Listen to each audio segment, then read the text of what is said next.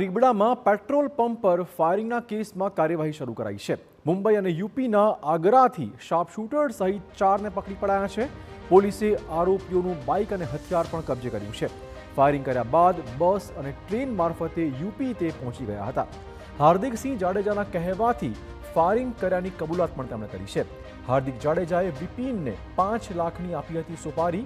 વિપિને તેના અન્ય 3 સાગરીતોને આ ફાયરિંગનું કામ સોંપ્યું હતું। હાર્દિકે જૂની અદાવતમાં ફાયરિંગ કરાવડાવ્યું હોવાનો ખુલાસો પણ થયો છે। કેસનો મુખ્ય સૂત્રધાર હાર્દિકસિંહ જાડેજા પોલીસ પહોંચથી દૂર જ છે।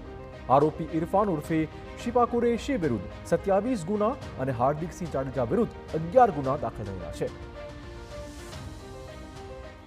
આ ચારેય આરોપીઓને ધરપકડ કરવામાં આવેલી છે।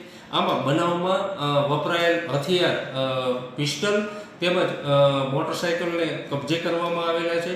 આ બાબતે વધારે વિગત જાણવામાં એવી મળેલી કે આ જે ઇરફાન ઉર્ફે શિપા તેના વિરુદ્ધ 27 ગુના દાખલ થયેલા હોય અને તેના ઉપર પાછા પણ 2-3 વખત થઈ ગયેલી હોય।